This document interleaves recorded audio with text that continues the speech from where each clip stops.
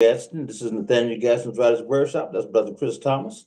And we're here God on bless you, the sir. platform, which is The Voice, 17104 Harrisburg. I'm so glad to have you here. We do it every Friday night from 7 p.m. to 9 p.m. And, hope that you're planning to have yourself a wonderful, wonderful evening. In fact, this is Good Friday.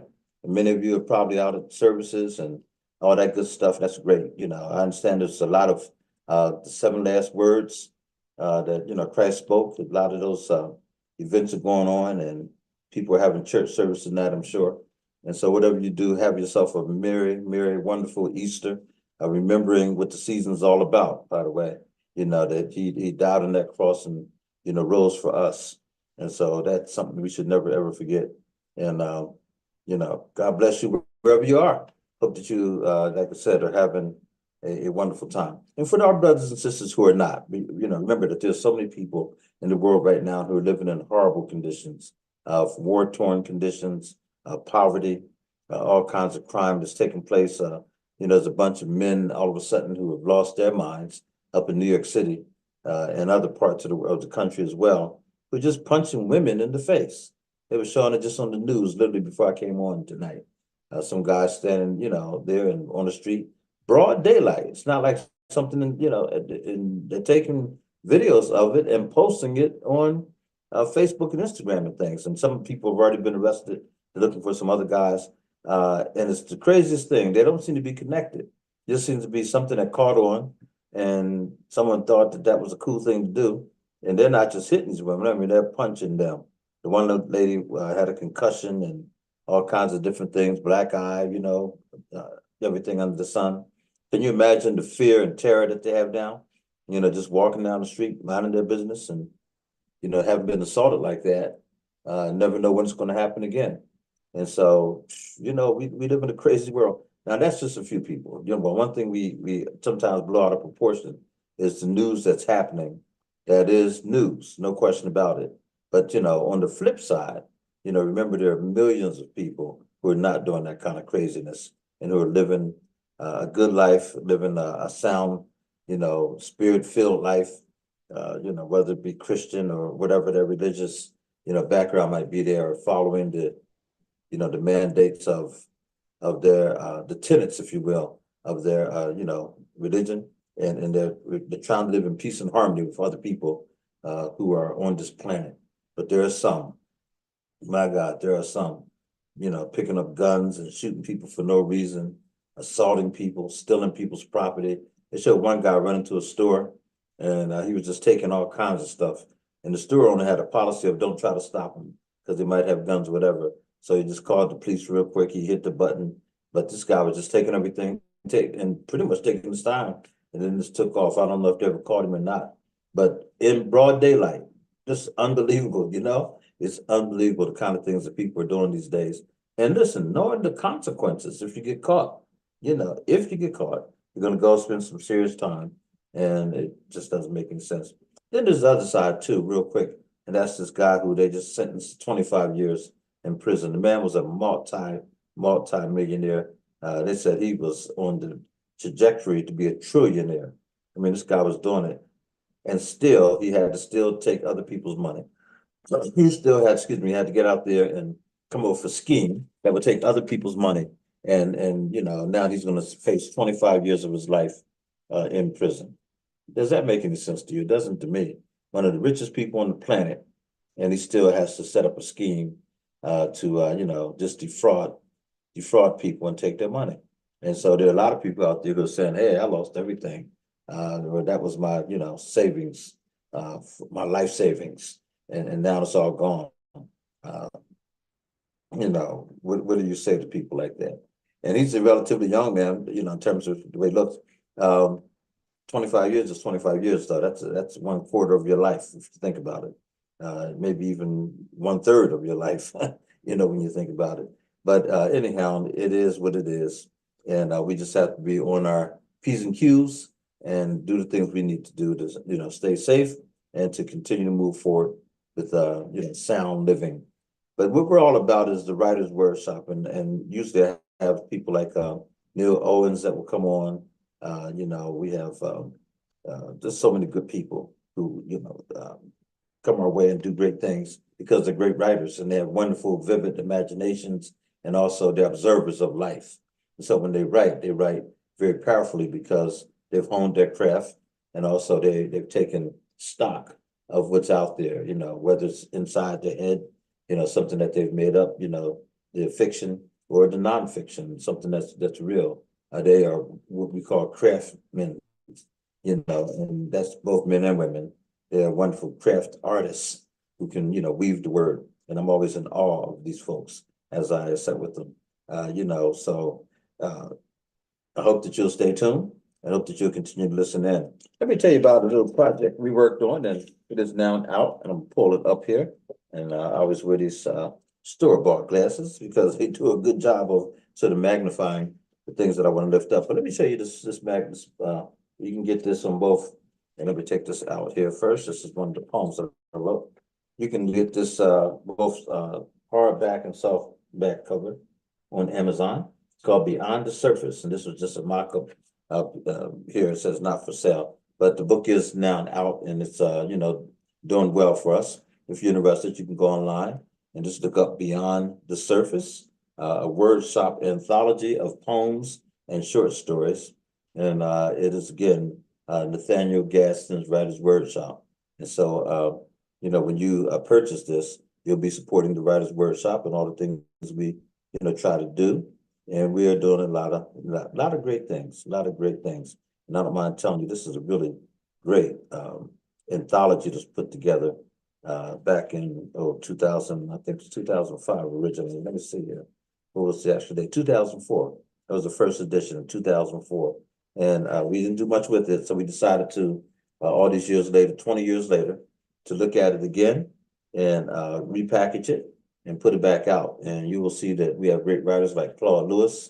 Let me see here. We have Betty Curtis, Cheryl Harmon, Johnny C. Johnson, Kevin Toby Clark, Diane Hedis, Christine Johnson, Siri Neil Singh, Janice Long, Miriam Kessler, Deborah Shaw. There's just some really, really great writers in here. Chris Fagley. Chris is in here, has a piece. Karen Wysocki. Let me see. Who else here? Anyone that I'm missing here? Robert Bruce Wolfe has a piece. Dr. Dorothy King, who was just honored down in Hershey during our Black History Month celebration. And it was a tremendous honor because she was one of 4 people that were honored that evening, 3 or 4. And she is an excellent playwright as well as an excellent poet. And she was a professor at Harrisburg, Penn State Harrisburg campus for a number of years. And she did a play, an original play every year in January, I think it was, around Martin Luther King's birthday. And so she was honored for her diligence and doing all those plays, all those different years, at least 20 years or more. Did she do an original play that she wrote and then produced there at Penn State Harrisburg? William Miller, Bill Miller, Lynn Blackston, Deborah Shaw. These are some other people who are listed in this wonderful anthology. Chris Morton. And so it goes on and on and on. We will have another anthology coming out, and this one you won't be disappointed with because all of the writings are tremendous, and there's some artwork in here as well by Christine Johnson, who is now one of the really, really celebrated writers, not writers, artists in this country. She's really doing great work, living out of Charlotte, Charleston, South Carolina is where she's stationed, and she's making a lot of noise, folks, with her works. So anyhow, that's what we have, and it's just a great thing. And again, to all the writers that come on, and don't forget, we have a wonderful program coming up. It's going to be on April the 20th. In fact, let me get that book back again. April the 20th. April the 20th, we're going to be over at Central Penn College, and we're going to have a wonderful workshop by Maria Chow. Maria Chow is one of the best poets in this area, in any area, really. She's just really, really good. And also, she is a wonderful, playwright. There you go. There's the poster right there. Thank you, Brother Chris. National Poetry, in honor of National Poetry Month. Nathaniel Gadsden's Writer's Workshop and Life Incorporated presents We Wear the Mask. Okay, it's an interactive poetry writing workshop presented by Maria James Chow, and then we'll have an open poetry reading. That's Saturday, April the 20th, at Central Penn College, and that's right across the river there. You can't miss it. It's in what we call Summerdale, and we're going to have hors d'oeuvres and goodwill offering, vendors, silent auction, music, door prizes. It's a free event. You don't have to pay a dime to come in, and we're just going to have ourselves a blast. And we're inviting all the poets out there to want to come in and read their poetry that evening. We'd love to have you, because we're going to be honoring National Poetry Month in April, and April is National Poetry Month. And then we're going to celebrate it by having a workshop for writers.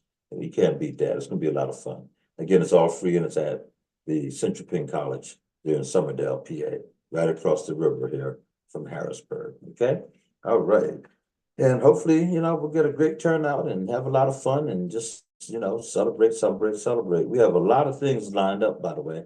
We being the Writers Workshop and Life Esteem Incorporated, coming up for Juneteenth, for Father's Day. We're going to do our African American storytelling, our international storytelling festivals. We're also going to do the Kwanzaa Festival again, as well as, just have all kinds of venues for poets and writers to step out and show their wares. That's what it's all about. And by the way, let me mention one other thing. If you don't know about the NAACP AXO competition, stay tuned. Let me tell you about that. On April the 13th, we're going to have our annual local NAACP AXO competition for students in 9th grade through 12th grade. In other words, senior high school students, 9th grade through 12th grade, can participate in the AXO local AXO competition. There are some 32 to 33 different categories. There's also a writing contest for women, young women who want to go to college, whatever. You can win up to $10,000, a $10,000 scholarship, thanks to Lupita Nyong'o, who won the Oscar for 12 Years a Slave, and also was the love interest of the Black Panther in the first Black Panther movie before, of course, Chinchilla passed away. It's a great honor that we've had two young ladies in the last 2 years win those $10,000 scholarships. And there are 40 young ladies from around the country that will be celebrated. I don't know why they came up with the number 40, but that's what they did. There are 40 young people who can win this writing contest that is sponsored again by Lupita Nyong'o. Hope I'm saying the last name right. But anyhow, she made it possible for a young lady by the name of last name Mubala. Her parents own the East Shore Pharmacy, and she won a $10,000 scholarship to, I believe, the University of Pittsburgh. And then we had another young lady by the name of Smith. And I'm gonna mess up her first name. I think it was Ian Smith. I could be wrong, but anyhow, she won and is now a freshman at Howard University. And both of them, did outstanding work in their essays and other projects that they worked on. It is not too late to sign up for the NAACP AXO competition. It'll take place on April the 13th over at John Harris High School. That's right, John Harris High School, 2451, I believe it is, Market Street. And it costs nothing to sign up and to enter into at least 3 different categories if you want to. You can enter into at least 3 different categories. And we have things like poetry written, poetry performance, all kinds of instrumentals, so music is a big category, dance is a big category. The science and science and technology is a big category. Medicine is a big category. We have entrepreneurship and so many other areas that people can enter into if they're interested. Just go to on Google, NAACP AXO program, Harrisburg chapter. You could say Harrisburg chapter of the NAACP. Didn't say AXO, ACTSO, and you'll get all the information you need on how to apply. And if you have a young person who's kind of shy or don't think they have talent, push them, become a pusher, push them to come on out and try, because nothing beats a failure but a try. And I'm telling you, there's some people who never thought that they would win that gold medal and then be eligible to go to the nationals. And once you get to the nationals, I mean, it's all free. Thanks to Brother Copper Brunson, who is not only the local chairperson, but also the state chairperson. There you go. That's Cabo right there.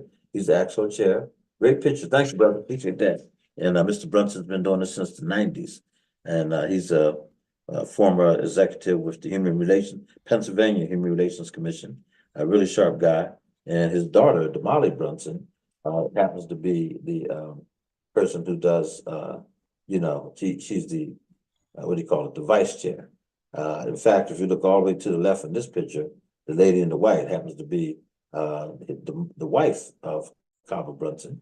And she does a lot of great work as well. That's his daughter right there, when she was actually one of the, just one of his daughters, when she was actually one of the contestants.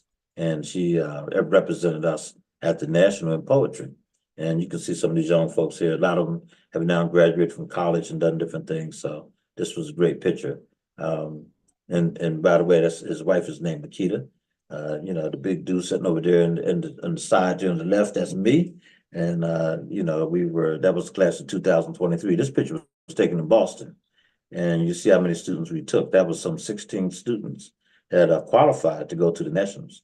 And a number of them were from with Milton Hershey School and from all the surrounding school districts. This is Damali, and the sort of in the front there has sort of the maroon on right there.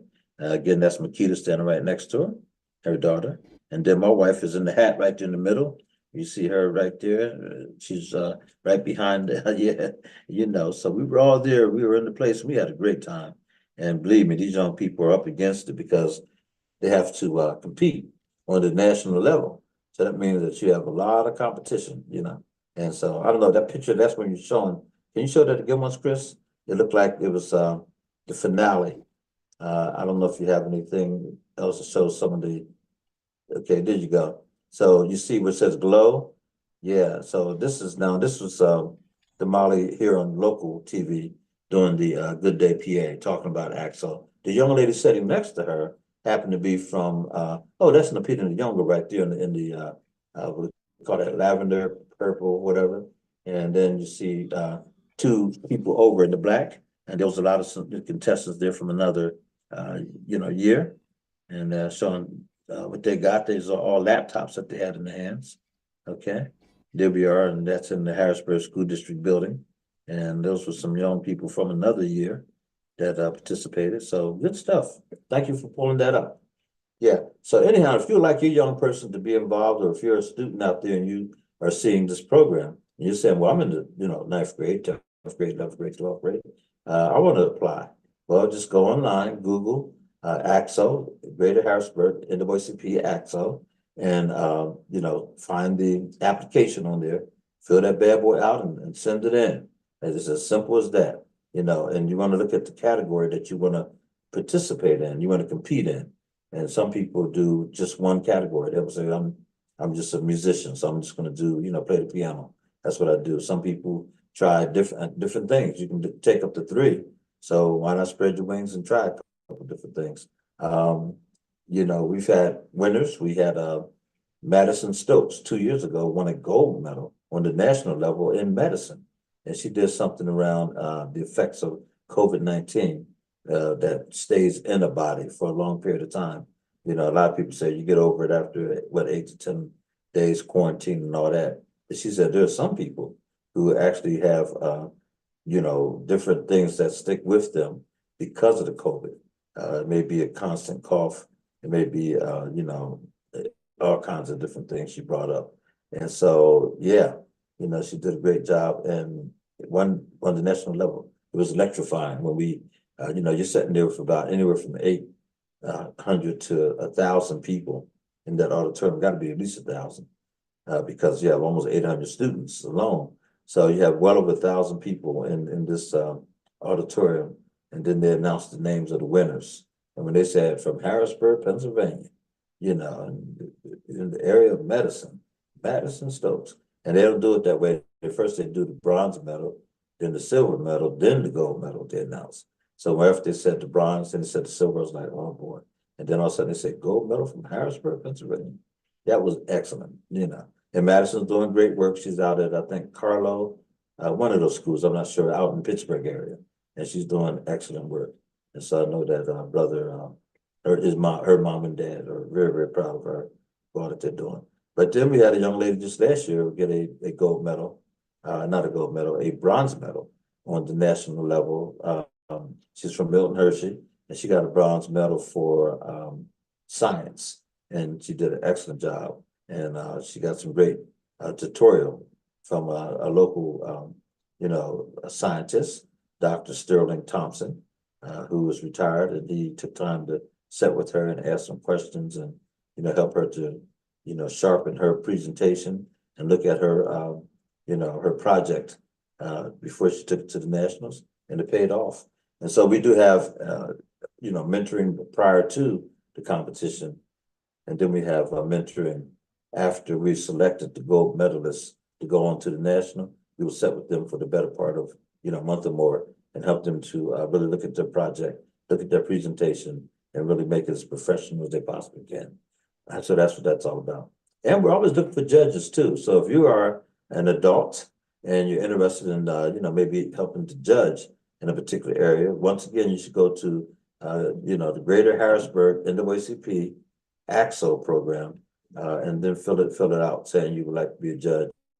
But look at the various categories that are listed there, because it'll tell you what's required of each judge in a particular category. So that way you'll know whether or not it fits you. Okay. Yes, indeed. So again, like I said, there's a lot going on, a lot coming up, and just get out there, get involved. And even if you don't have children of your own, and you're thinking, I just want to help out, hey, we're always looking for chaperones when we can, and especially when there's a need for them. Judges, people that can monitor, these rooms and make sure all the paperwork is done right, all of the contestants are where they're supposed to be, that kind of thing. So there's a lot of different roles you can possibly play. And so, reach out. You can always contact me, and I can put you in touch with Cabo Brunson. And my email address is P as in Pat, P Gadsden, GADSDEN at AOL.com. And I think if I reach over here and I put it in the chat, let me see if I can do that. Okay, I'm just gonna put my email in there, okay? GADSDEN at AOL.com. All right.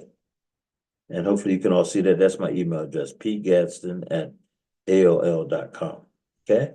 At AOL.com. You send me the application or information that you're interested in being a judge, or interested in, whatever role that you think you can play and be successful at it.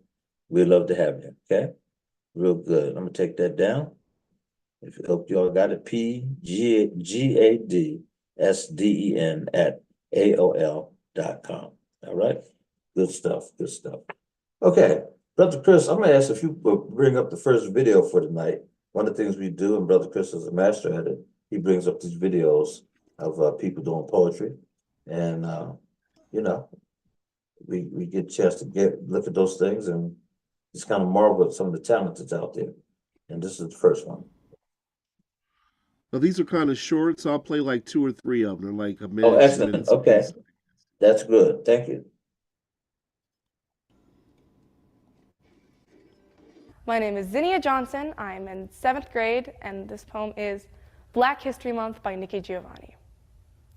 If Black History Month is not viable, then wind does not carry the seeds and plant them on fertile ground. Rain does not dampen the land and encourage the seeds to root. Sun does not warm the earth and kiss the seedlings and tell them plain, you're as good as anybody else. You've got a place here too.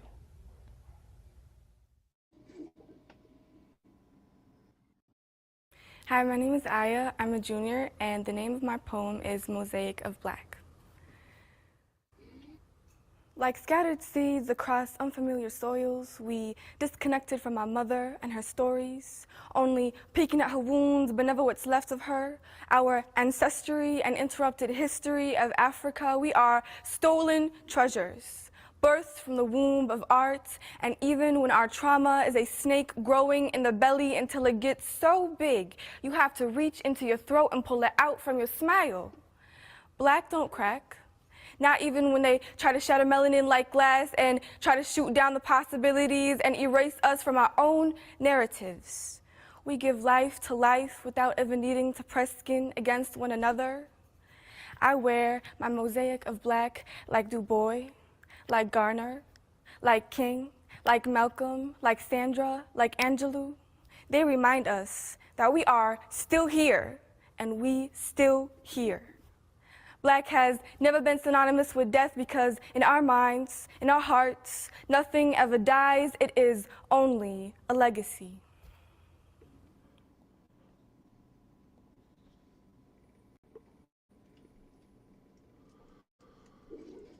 You're muted, Dr. Gadsden. Okay, yeah, sorry, I want to say those two were very good, excellent.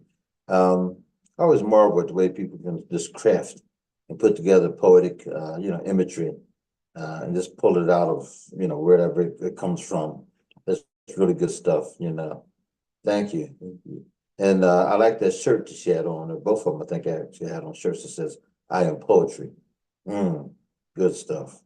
Poetry, I am poetry. I like that. So anyhow, let's talk about some of the works that we're doing here.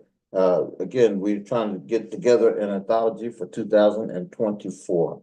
And this one here actually is going to be celebrated. I think there's going to be a lot of people taking interest in this particular anthology.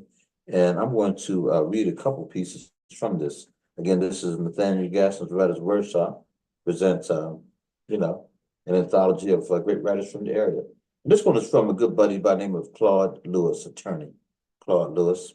And Claude is kind of going through it right now. He had a knee operation and is getting ready to have his second knee worked on, but the first one was still giving him a lot of trouble. And he's been dealing with, infections and that kind of thing. And so we're going to keep him in our prayer.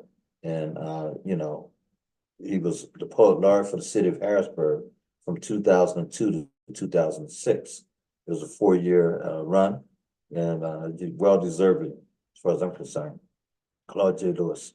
This one's called Jazz, Dream Deferred. I'm going to read it, hopefully doing justice to it. My name is Jazz. Jazz, as you know, is a song, a Black song, a complex song that rises to heights never before reached and which falls back to earth, wallowing in the blues. Jazz is the story of a people, a persistent people, a people who transformed slavery into hope and hope into reality. A people who have forgotten their dreams, who have turned their backs on pride, sinking again into hopelessness, forsaking the discipline that brought them through the bad times. My name is Jazz. I am looking for a voice again to sing my song. Billy and Diana suffered through me, but brought me through. However, I seek not a sufferer unless, of course, there is no alternative. I want not to boogie and freak or merely go through the motion of life. I crave a true singer, a strong voice to carry me on, to maintain my tradition.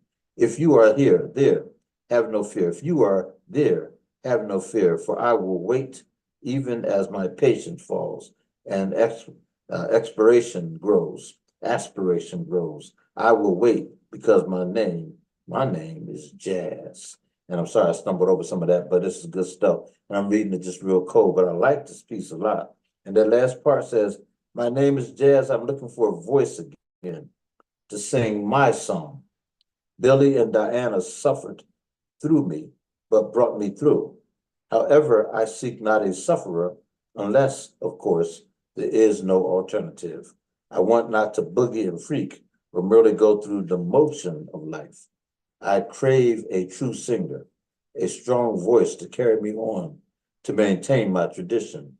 If you are there, have no fear, for I will wait, even as my patience fails and aspiration grows. I will wait because my name is Jazz. Wow, that's Claude Lewis. Again, he was the poet laureate for the city of Harrisburg, appointed by Mayor Stephen R. Reed from 2002 to 2006. Okay, Karen Wasowski is another great writer and a poet and a good friend of the Writers Workshop, and she's done a lot of great stuff. She has her own studio called Solomon Studios, and she does a lot with African drumming. She's also a trained martial artist and a very fine poet. And so let me read this piece here from Karen Wysocki. It's called Sport. One shot rang, sending the creature into a frenzied tailspin, trying feverishly to tend to the sneering wound that trickled crimson wetness over her hindquarters, a place too difficult to reach, a pain too intense to ignore. The two men chuckled, echoed, watching in amusement as the poor creature spun around and around until finally her legs went numb and she crumbled onto the tall grass. Relief from the pain, yet a new torment of stillness fell upon her. Out of sight, out of mind, the two men moved on as she lay there, soft brown eyes flickering in the sunlight, terrified tremors jolting her body, helpless and alone. And when I approached, she did not stare. She simply lifted her gentle brown eyes to mine. She welcomed the tender brush of my hand along her golden fur. Tears filled my eyes, so young, so fragile. I carefully lifted her onto my shoulders, blood spilling over my jacket, and we retreated, one man's pleasure, another man's pain. Wow. And what she was talking about, of course, was a dog that was used as sport by two guys who could care less. And they just shot the animal and watched the animal freak out and, and then just left the animal basically for dead. But along came Karen, and that's a good piece. I like that, Karen. Thank you so much for writing those words. Christine Johnson is an outstanding artist now. And so she has some artwork in this anthology. And, she is just, one of those great people that come along every now and then who got the full package, but also has a beautiful soul, beautiful spirit. And this is called The Eye of the Storm. And in fact, no, I'll take that back. That's not her. This is Miss Esther Edwards, takes The Eye of the Storm. Okay, Christine Johnson, here she goes. A time for a piece of my potential. It says, a piece of my potential came from searching for my purpose in life. I realized that I have been blessed in several ways, some of which are yet to be discovered. My goal is to utilize all of my gifts. Each gift will be a piece of my potential. With the piece of my potential come an invitation to discover your own potential and bring it to life. It is an encouragement to dream and believe in your dreams. It is a challenge to say, I can and I will. Look within, discover your purpose, free yourself from the barriers of uncertainty, and share a piece of my potential. That's really powerful. Thank you. Thank you to Christine Johnson, artist, poet, just doing it up, piece of my potential. Let me see what else I can find here. There is a piece here. Dr. Dorothy King has a couple pieces in here as well. And let me see, I think I'll read this one, Impotent. Impotent. It says, he couldn't give her what she wanted, but then she couldn't articulate what that was. He did give her things, objects, trinkets, expensive keys, expensive toys, but something was still missing, something tangible but untouchable, an emotional connection. And she grieved in silence, wanted a love imagined but not found, rattling dishes in their lives until she realized he couldn't give her what she wanted. But by that time, it was too late. Impotent, yeah, And sometimes that just is just the way relationships are. You just, you want this, you want that, and all that, but it's just not happening. And it's because the other person just can't produce. And it could be a touch of love, it could be a kind word, but they're just impotent with it. They don't know how to do it. And this is a real short one called Hands by Dr. King. It says, hands too stiff, pretend to caress, neat brushes a hair from my face. I feel a scratch of nail and sandpaper finger. I don't want to make love with mannequins anymore. Want a man with flesh and feelings. Want a man with soft hands.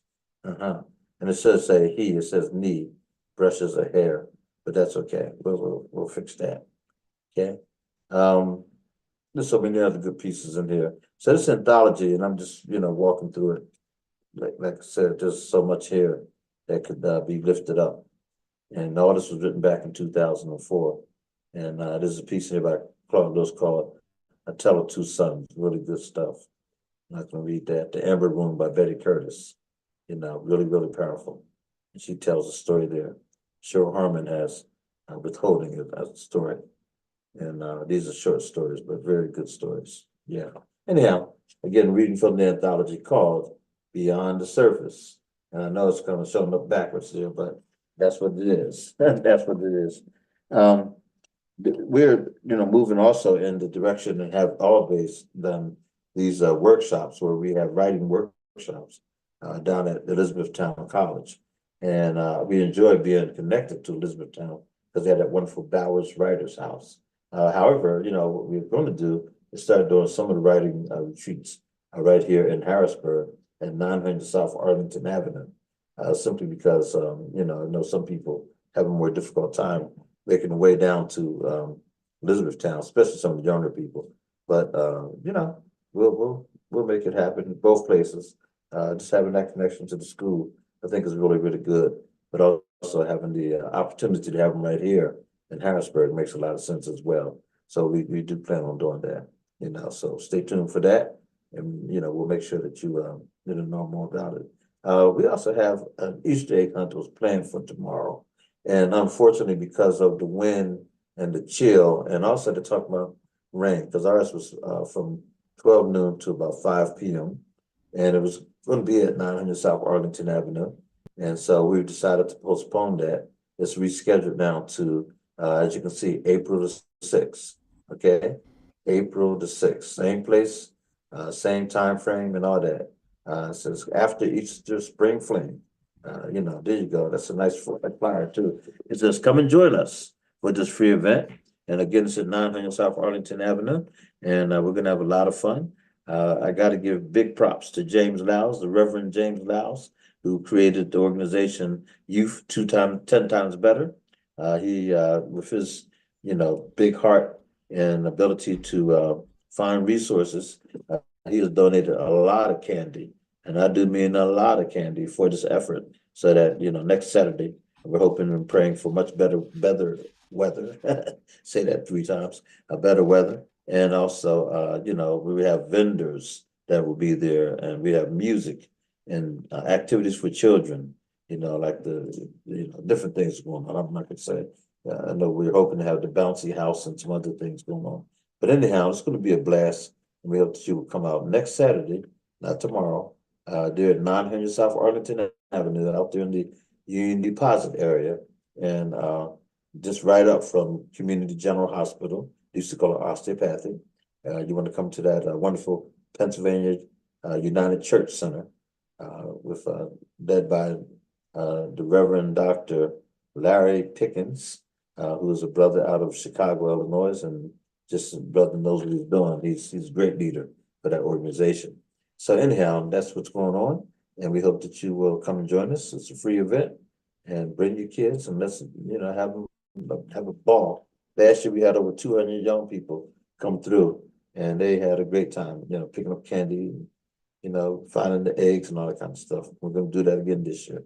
All right, all right. Hey, help us pass the word too. By the way, the other thing I want to encourage you to do is, if you like this program, and you know that we are here every Friday night from 7 to 9, don't be afraid to share it. We want to get our numbers up, let as many people know about this program as possible. So when you see the program, like it and share it to your, your group of people that you're connected with, and tell them to do the same.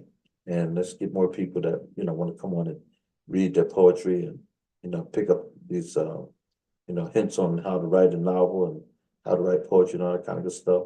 We have Ro Brady. Ro Brady is a wonderful editor, and she does ghost writing, does a little bit of everything. She just started her business. She's a retired, semi-retired school teacher who still does a lot of subbing all throughout the area.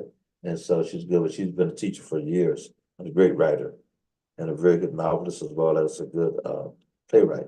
So we have her. We have Maria Child, who's come on board more lately, who just does great work. and is an excellent, like I said, excellent writer, but also a tremendous director as well. She wrote a play called Hair Story, which really took off and really did well for her. And she's trying to, take it on the road, so to speak. And I hope she can make that happen because it was well done, well done. We also have people like Neil Owens out of North Carolina. Neil's an award-winning author, and he has a book that he's working on now that he's read excerpts to us over the past few months. It sounds real good. So look for Neil Owens' latest project to come out sometime in September, and it's going to be well worth the wait. He's a very good writer. And then also we have Lazille Powder, who actually has her own show right here on The Voice, 17104 Harrisburg.com. And she is on at Saturday mornings at 11:30. Saturday mornings at 11, I think it's 11:30. Is that right, Chris? Is that Lazille Yes, right sir, there? you are correct. 11:30. Oh, that's Maria. Hey, all right. I'm glad. Okay. So the Zill comes on at 11:30 on a Saturday morning, and it's called the Powder Room. I like that. And so anyhow, she'll hopefully be interviewing more people and spreading the word. But right now, I see Maria Child coming in. I'm so glad to see Maria. She is doing this tremendous work, and you guys, ladies, you had a reading last week down at the open stage, I believe. Is that right? We did. So I'm looking at my Good. filter that looks crazy. But yeah, we had a very nice time. And Mhm. yeah, it was really fun. It was a small, intimate gathering. And Mhm. and I just really enjoyed listening to everyone as well as reading my poetry. So it was really fun. And people Fantastic. supported and bought books too. So that was great. That's excellent. Well, let me ask you a question because I know April 20th will be here before we know it. Yeah. And you were doing an interactive workshop on writing. Tell us all about that. Okay. So sorry, there we go. Yeah. So I'm excited about that. I planned this workshop a long time ago. I've been just kind of working on it for a while in different capacities with different groups. And it's called We Wear the Mask. And people may remember there's a poem by Paul Laurence Dunbar called We Wear the Mask. Yeah. And we'll talk about that and revisit that poem and what it means about African Americans and how and that idea of double consciousness and how we have to live. But at the same time, where did masks come from in and I would love to say African history, but let me say human history, because Africans were the first people on the planet, right? So masks have been with us for thousands of years, and they have many different meanings and things like that. And so it just leads me to thinking about what kind of masks do we wear today, and so we'll write about that. Like what are we wearing? What masks do we put on? What masks do we need to take off? And people that are intimidated about writing poetry, that don't think that they can do it, well, I'm going to teach you some of the methods that I use to make poetry come alive, be very vivid, be very expressive, and really express what you want to say. So there's nothing to be intimidated about. I've actually been teaching poetry for a couple decades now. Yes, you have. Yep. There at Central Penn College and also at CASA. And so yeah, you've been around. Yeah. And you've studied poetry, and you've been to Paris, France, and other places to make it happen. So this is good. That's right. And it's definitely my passion. So I'm really excited to share that with folks. Well, it's again, April the 20th, it'll be at the in Central Penn College. I'm not exactly sure which building at this moment, but I know that we will have all that ironed out for you well in advance. And it's a free event, you know. So we hope that you will definitely come out. We're gonna look forward to having you there. As you can see, the National Poetry Month is what we're celebrating. And we wear the mask. Again, an interactive poetry writing workshop presented by Maria James Chow. And also we're gonna have an open poetry reading and a lot of fun that evening. And we're just gonna, you know, tear it up, have some fun. So, and we're gonna have a repast, of course, you know, with hors d'oeuvres and all that. So it's gonna be a lot of fun. Oh yeah. Oh yeah. Be Good great. stuff. Mhm. In my old stomping grounds. Oh yeah. Oh yeah. Good stuff. That's great. Yeah, you taught to how many years? 16. 16 years. That's great. Go ahead. Wonderful. Mm. So you have a number of books out as well. Can you tell us about, you know, just do a little off the spotlight here. Tell us about the books you have out. Well, I have published 4 books. The 2 are no longer in print, the early ones. So the 2 that that people can still get, at least get from me. Maybe they're in print somewhere, but but they are Talking White, which came out in 2013. And that one is more about how, like, there's the theme of how we can sometimes come against each other as African Americans with standards that don't even make sense, like saying somebody talks white because they can speak standard English. So there's that one, and then the newest one that just came out in 2022, September 2022, is Count Each Breath. And I wrote those poems all through 2020, like that year, starting in March till the ball dropped in New York. And so it visits, you know, what life was like for me as a mom, as a teacher, as a Black woman, having chronic illness, and realizing that this disease was attacking Black women more than anyone else. And it was a very scary time. But I also go into the uprising, the mental health aspect, and especially the healthcare disparities that women and people of color face. And that is a very prominent part of it. Yeah. One of the things I know that you do well with your plays is that you interview people and then you gather the data and you put it together in your poetic form. That was part of what you did with Kara's story, and also the other one you did about older women. Break that down for us. Tell us about those 2 projects.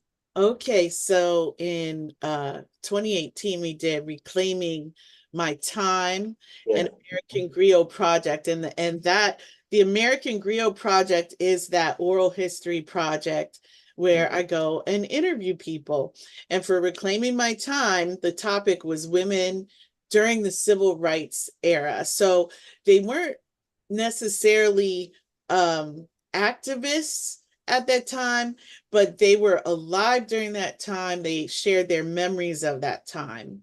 So it was everything from people that were children at the time. Some were teenagers, college students. They were and you know, and then you have your activists too, but it was a mixture. And I learned so much, and I'm still learning from those interviews, because even just a couple months ago, one of the women, who was about 95 at the time, something she said to me in that interview back in 2017, it's like I just got it. And I saw she had said that her father went up to Washington and told them they better give him a job because he had fought in the war. They better give him a job. And then because he did that, she never saw him again. And Wow. I wrote about that because I'm like, I don't understand, why did that happen, you know? And I wrote about that in Reclaiming My Time.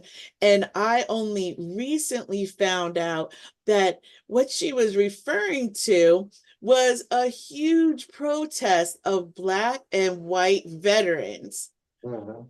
who had been told that they had fought in World War I, but they wouldn't get their bonus until 1945, Wow. way in the future. So Yeah. they had a huge protest, and a lot of the white guys were allowed to go home, but a lot of the brothers did not. They went to jail, or even to, like this woman's father, the mental institution. Mhm. And she lost her dad from that point on. Mm, So mhm. it's amazing the things that I learn, and then I can teach other people Mhm. and Mhm. teach kids. I'm intrigued by that story. Now you said he never, I mean, he just never came back home, or he just disappeared, or something happened to him?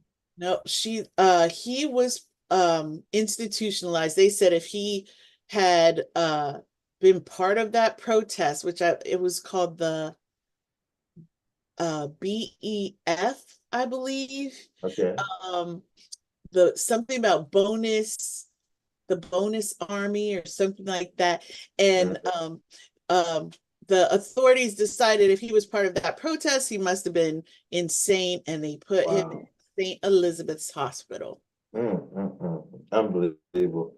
And Yeah, those are the kind of stories that really have to be told because it's part of our real history. And people try to sweep that stuff up under the rug, but it's real. And at that, least we forget, that's Wow, that's something else. I noticed that they are advertising the streaming of it's on one of the streaming platforms. I forget one that's not real popular that I can think of anyhow. And I can't think of the name of it, but it's about the Carlisle Indian Carlisle School. yeah. And we just had a presentation through the LaSalle University on that, a particular school and the devastating transformation that they sent those kids through to become white and not, and to lose their heritage. And that was literally the goal, to make those kids, forget all that stuff that they do and the heritage that they were brought up in. And the only way you made it through that school is that you became more and more white. And these are two white professors, a husband-wife team out of Dickinson University, who dug this up. I mean, they said, it's hard to describe.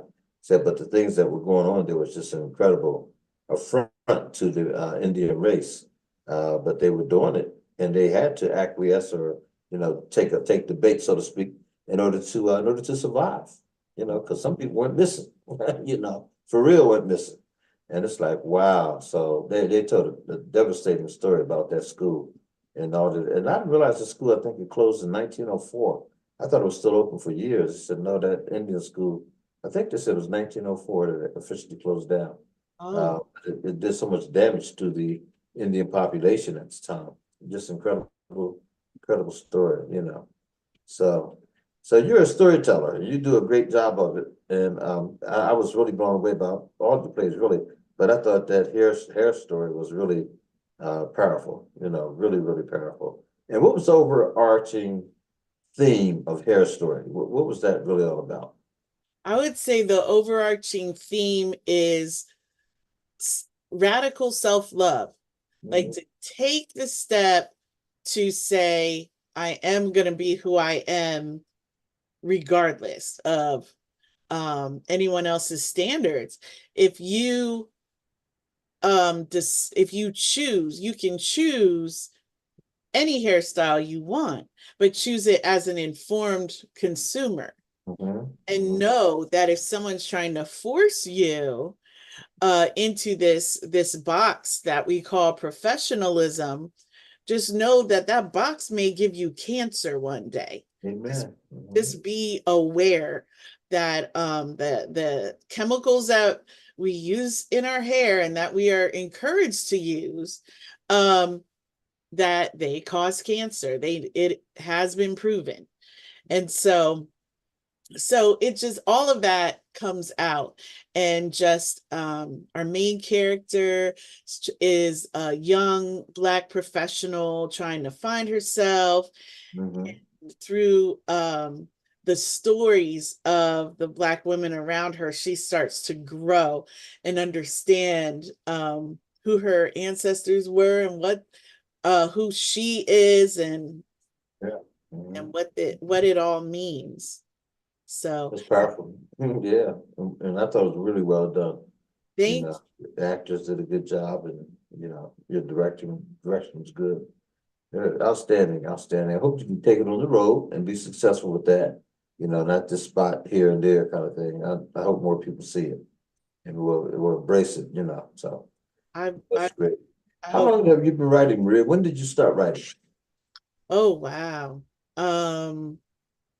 Honestly, when I was little, my Mhm. my father, Richard James, I remember him reading poetry. He'd have Mhm. this big yellow pad. I just thought it was like immense. Mhm.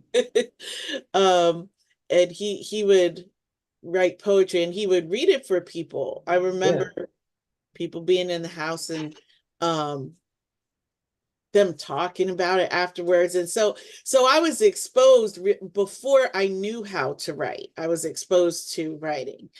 And Mhm. so once I learned how to write letters, like and to write sentences, then I started Mhm. writing poems. And Mhm. so I remember coming to first grade with poems in my bag. Wow. So I already had them. And then in not seventh grade, but in second grade, when I was 7 years old, Mhm. we had a project to make a book. And I said, I want to put my poems in a book. And I did that, and I drew pictures with them. And the teacher submitted them to a contest Mhm. through Seattle Pacific University, and I won. And so I got to go to the university for a day, and they put my Wow. book on the shelf in the library. Mhm. And my dad had a public access TV show, Yeah. and he put me on TV, so I felt really famous. Fantastic. That's fantastic. So you were the Amanda Gorman before Amanda Gorman, huh? Yeah, The young poet. Yeah, little poet laureate. yeah. That's great. That's good stuff. Yes, indeed. And you weren't born and raised in this area necessarily, were you? No, I was at that time when I was little, we lived in Seattle, Washington. Mm-hmm. Hmm. Yeah. So we came here in 1988. Wow. Yeah. So Geez. it was very different. I'm gonna grab a light. Like Sure. Mhm. there's actually a light on in my house. You just can't tell. I see you pretty good, but yeah, you could use a little bit more light, but I see you pretty well, you know. Okay. Yeah, absolutely. Hmm. Yeah, we So, it, I know you have been teaching for a long time, mm, and are you still teaching today? You know, what kind of work you doing now? yes, I teach part-time for Southern New Hampshire University. Mm-hmm. And I'm teaching the context of writing, which is a creative writing class where I teach writers how to form their business plan as a writer and how to target their audience. And it's like all the things around publishing, Mm-hmm. how to query a publisher or editor, how Mm-hmm. to decide if they need an agent, um, Yeah. those kinds of things. I really enjoy that. So that's Southern New Hampshire University. And then I've been subbing in the Harrisburg School District too. Oh, okay. Yeah, Okay. I which didn't know is that. interesting. That's good. Good for those kids. That's good. Yeah. Ooh. As for Chris, if he doesn't mind showing us another video, he just showed us some nice shorts, but they were really good. And I'm gonna ask him to bring up some more. And what time is it, by the way? I'm gonna keep track of time. Eight Yeah, 8 o'clock on the notice. Okay, yeah, about 5 or so after, whatever. But Brother Chris, if you could bring up another video, we're having a wonderful conversation here with poet and writer and also playwright Maria Chow. And so folks don't go anywhere, but we're going to take a little break here and listen to another poet, and then we'll come back with Maria Chow. Okay? All right. Chris, maybe actually, okay, there we go. All I'm right. sorry, my daughter had me get her some juice. So my As I understand, I know. I was going to say that Chris may be doing good evening, something. Dr. Chow. God bless you. Hey. My name is David Dales. I'm a freshman at Cooper High, and I'm going to be reading Mother Africa, May I Return. Mother Africa, can you hear my calls? I'm shouting out to you as my universe falls. These chains on my neck and hands are hurting, left without any key. I see other people chained just like me, heading for boats on the forbidden sea. Mother Africa, can you hear my call?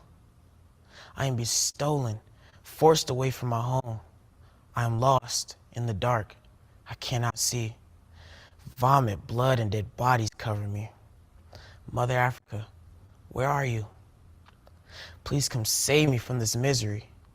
For yeah, I will be sold as a slave over 500 years past, and I still call for you.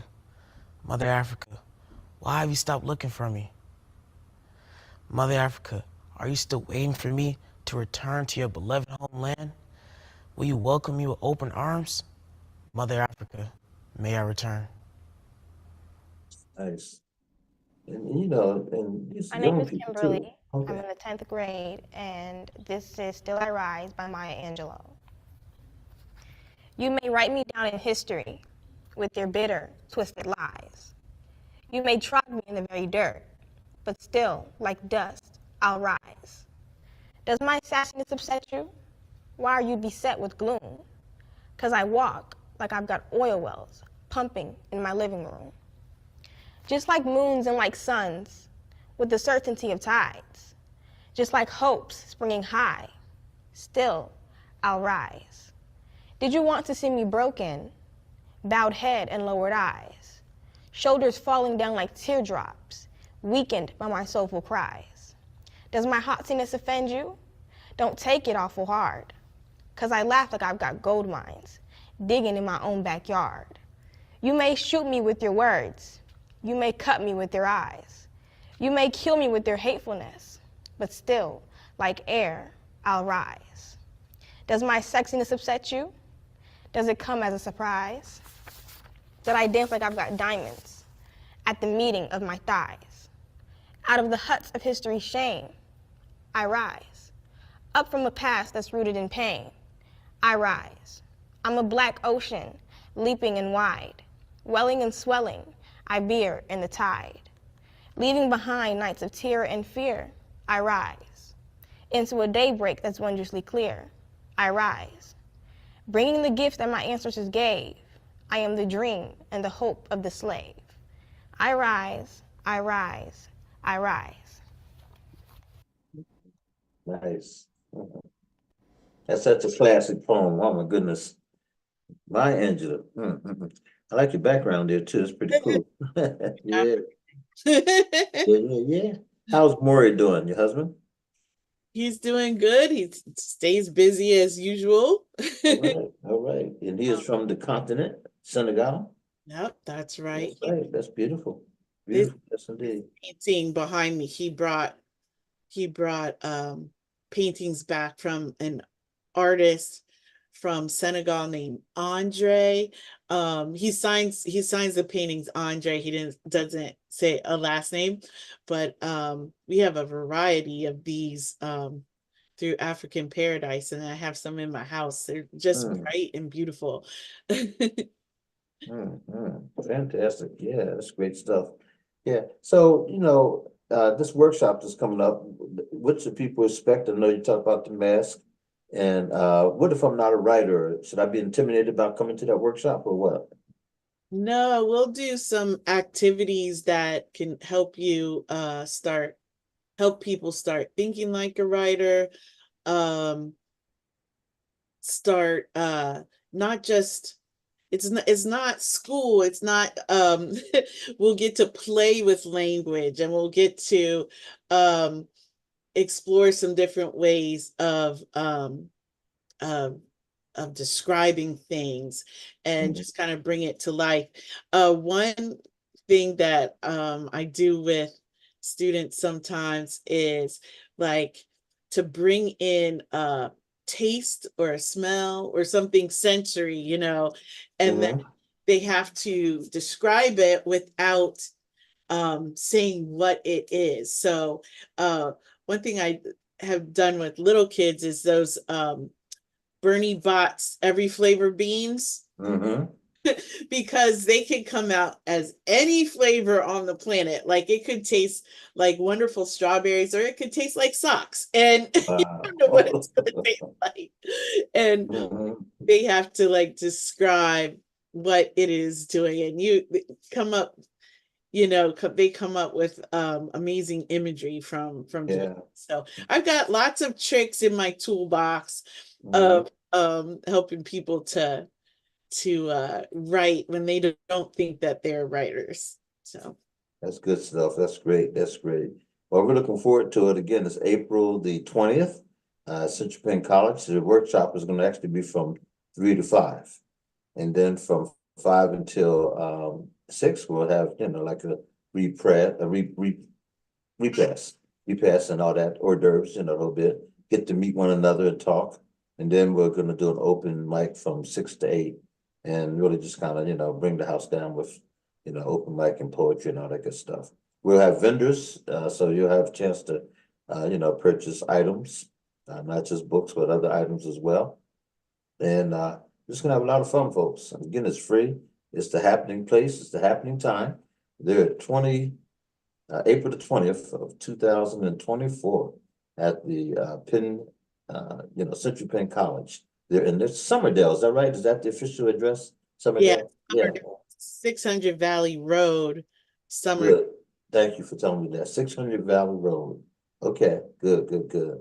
And I'm imagining the building we're going to be in is the main building. I'm not sure what that's called. That's But called the ATEC. ATEC? ATEC building, and Okay.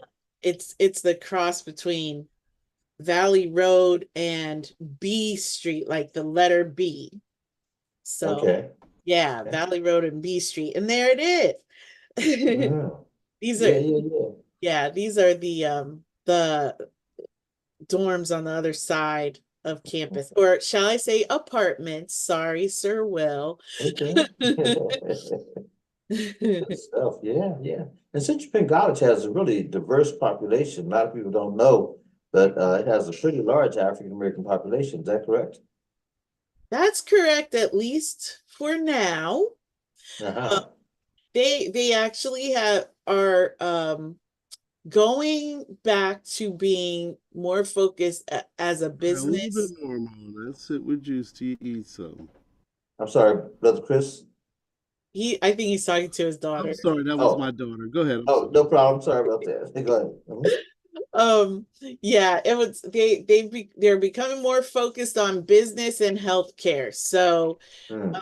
um so a lot of my colleagues have recently been have lost their jobs, and Oh, really? Hmm. yeah, and some are there teaching out, so they don't know when they're losing their jobs, and Mm. so Mhm. it can't be a comfortable situation. uh, Yeah. but all the colleges are struggling. Most of them are struggling with enrollment since the pandemic, Yeah. and and I guess it's better to morph into something else Mm-hmm. and just close, you know. So because Mm-hmm. you know, but I do feel for my former coworkers. Yeah. It's not a good situation. Not a Well, it good. sounds like the school may be in a little bit of trouble then, if that's the case, if they can't get the kind of student input, to go into those areas, then hey, Right. So okay. healthcare and business have always been the most Mhm. profitable, Mhm. with I think at one time criminal justice was too, but I think those two have always been the most what they're what they got the most students for. Those students do well. The reason why I brought that up with the diversity, the majority of them are white in the healthcare programs, but except for medical assisting, at least. But I haven't worked there since 2020, so maybe something has changed. I don't know. Yeah, that's interesting stuff. Yeah, so and We do. but yeah, all along. I would like to say they do have vice president of diversity and inclusion, and Romeo Azandakan, who is very serious about that. So I do think they do care about that. I just think it was a strict business decision to focus on the most profitable areas. Yeah. And that's, like you said, that's survival. If they're going to continue on, then they have to figure out the niche for themselves. And they have a lot of competition in this area. We have a number of colleges when you think about it. Anywhere from the Penn States of the world to Duquesne has a presence here. Widener has a law school here, of course, and Temple University has a huge presence here. Yeah, So many different ones do. So yeah, the competition has to be fierce.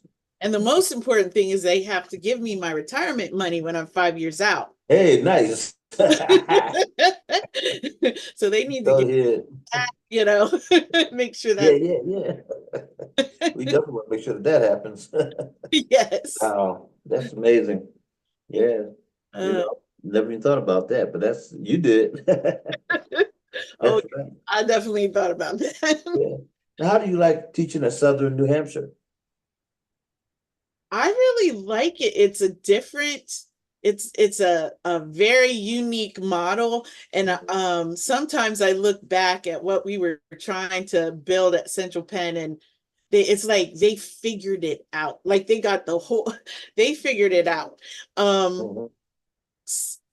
For one thing, it's really difficult to have the same person teaching the class that's building the class and doing all this stuff at the same time. You tried it you tried it before, where you're like building it from scratch and then trying to teach it at the same time, and you're always scrambling and you're only a week ahead of the students, and you got a grade on top of it, and there's only so many hours in a day. It is nerve-wracking, and it's not possible to be excellent in that type of situation. So I really like this, where I am facilitating a course that they've already put together, and what I do is I come in with the extra. I put the icing on the cake. That's right. So each week I can do a video, I can teach a new lesson. I do a podcast where I interview authors, and I share that with the students. And I can see if they had difficulty the week before. I can bring something new in, and to emphasize that. Like there was one term where students kept saying they were upcoming authors. UPCOMING. Like, no, you're not an upcoming author. You're an up and coming author. So I did a little video about that. So you can, so you're still teaching, but you're not like trying to build the whole thing from scratch and like neglecting your family and your health. So I like it. I like the model that they use, and I just have to grade on time. Right. There you go. Hey, let's say hello to Lizelle Powder. How you doing, Lizelle? Good seeing you. Hi. All right. Welcome aboard. We have Maria Chow with us, and Maria and I's been chopping it up, talking about a lot of things, all the great work she's doing, and it's good to see you. So glad you came on. Okay. Yeah. So Maria, then students, Southern New Hampshire is an independent school, from what I understand. Is that right? It's like a private school kind of thing? Yeah, it's not for profit. Okay. Yeah, which I like. Yeah. That's good stuff. Interesting. And you Uh, are teaching, you're teaching creative writing there? uh-huh. Mm-hmm. Okay. Kind of the All business right. side of creative writing. The Okay. professional, like how do you take it? You have this story. Now, Mhm. how do you take it and make this a business? Or how do you make a living with your creative writing? Yeah. Well, that's important. Now, do you have to be well, of course you have to be a student, I guess, at the college in order to take your class. How difficult is it to get into your class? And it's done by Zoom, is that right? It's not Zoom, actually. They have something called Brightspace, learning Okay. system, and it's not live. It's all the videos are set up ahead of time, and Oh, okay. it's asynchronous, but I can meet with students live, but they're all working different kinds of hours and they're all over the country. So Mm, different time zones and everything. So it's, okay. Wow. Hmm. yeah. Sounds exciting. It sounds exciting. Yeah, it's good stuff. I- Well, I'm looking forward to seeing Hair Story again, and I hope that I know you have a couple of dates that you had in mind that might happen. Can you tell us? Yes, we have June 3rd. That is a Links event. The Links Incorporated, they're celebrating Crown Act Day, and it looks like the Links and Delta Sigma Theta may be teaming up for this event. Mm-hmm. And so we're still deciding on the location, but it's a celebration of Crown Act Day, so that we remember that we still need to pass the Crown Act in Pennsylvania, which is creating a safe place for people of African descent to wear their hair in natural hairstyles at work and at school. So that's June 3rd, Okay. 5:30. Mhm. And then June 17th, the kickoff press conference for Juneteenth is happening in the Capitol Rotunda. And it's a whole day of events. And about 12 o'clock, we're scheduled to bring up a portion of Hair Story there in the East Wing Rotunda. Excellent. Well, I hope to be there. I know we have some other things popping. I'm just looking at the calendar here, but that's June the 17th. You said a lot of things will be happening around Juneteenth. Right. That time. Okay, good. So let me see here. I got July, of course. Anyhow, I'll look that up because I want to make sure that we have, let's see, the 15th. Okay. All right, that's great. Yeah, we do a chaplain's program, and it's always the third Saturday of the month. And I was thinking, well, that's the third, but it's not.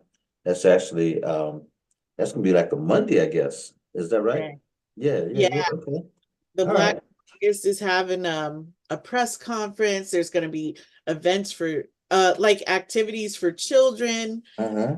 Linwood Sloan will be speaking about the history. Good. There's Hmm. going to be a lot of like soul food and food trucks outside. There's going to be Wow. a lot going on. It's going to be What time does it start? Do you know? the whole thing starts, I believe the press conference is at 9, Okay. and then uh goes on throughout the day to like 2, I think, if I remember correctly. Okay. We go on at around 12. Excellent. Nice. Yeah, so I'm gonna make sure that I put in some time. I do some work over at the hospital there, but and also I teach a class, but that's okay. We're gonna figure out at least get an hour or two into that program because Uh, that's important that we support stuff like that when it happens. That's great. So the Zill powder, what's been going on from the powder room? What's been happening? Um, a lot. How can last Saturday I did I did the show right there at the museum. Uh-huh. So it was really good. Really Okay. good. I Okay. Did you get videotaped well, a lot of history from the museum, and also I didn't get to do the show really, but from the before the start of the show I was able to walk around and do some taping and talk and Nice. so Now, it Brother was Chris, I don't know if it's possible. Do you have any clips from the powder room from last Saturday when Azil was on location? Is it possible to pull something up and just show us a little bit of that? Yes, sir. Give me like 2 or 3 minutes. Okay, excellent. Appreciate that. Yeah, so and you said, and this was an African American History Museum in yeah, New York? yeah, in Okay, Hempstead, yeah. So that's good stuff. the meaning of the event was one of the artists, her daughter died from cancer, so she Oh, felt that, she still didn't get over that pain, that hurt. So she decided to create artwork in representation for people who have cancer and lost their hair. So most of her artwork was like bald head women. Her drawings mm, was basically about that. And other artists was there. So it was more her, she was the main focus, So the name of it was is Healing Together. Healing Together Through Art. okay, come together through art. Wow. But there's a website, so if you want, you can maybe I could type it in the chat. Sure. Yeah, put it in the chat there if you will. Right? Yeah, it's www.healingarttogether.com. Healing art together. Okay. So when you go, you will see. Just want to make sure, right? Healing Art Together, right? And so you can see the whole program, see what it's about, and Mhm. you will see the different artists. My name will be there together with all that I've done All right. and everyone else that Congratulations. That's showed good their stuff. artwork. Thank you. Did you meet Maria when you were here in the city? Maria, did you meet Lizelle? Nah, I No, don't y'all. think we ever Yeah, met. okay. I hope that you will both meet. Both have a lot going on and everything. And just great stuff, both great writers and all that good stuff. Okay, yeah. So Lizelle, Maria has a workshop she's going to be doing on April the 20th. And we're having a big event, there at Central Penn College. And I know, of course, it's difficult to uproot and come on down, but we loved having you here the last 2 times you came down. And so if you get a Yeah, chance to I come could down I again, could make that happen. well, listen, we'd love to have you. That would be wonderful. Yeah, bring your artwork down. I could make that happen, bring some Yeah, artwork and yeah. That'd be great because she's going to do a writing workshop from 3 to 5. And I've been in Maria's workshops before when she's actually presented at the writers' workshop. I always tell people, I think some of with show don't tell. Is that right, Maria? I Yeah. remember that. Show don't tell, and she just did a lot of good stuff. So over the years, and her father is a very fine poet. How's Brother James doing, by the way? Got a good report today. He's doing better with his walking and Okay. thinking, and so we're getting ready to see if we can break him loose, get him back home. Mm, So just keep praying for him because he yeah. sure is tough, boy. He sure is tough. If the angel of death showed up, he gonna knock him out. Keep running. Oh. I hear you. Oh my goodness. Yeah, he's from the mean streets of Chester, Pennsylvania. You know? He is not. But I was just here saying already with wonderful. Thank you. If you can show that, we appreciate it, Brother Chris. There you go.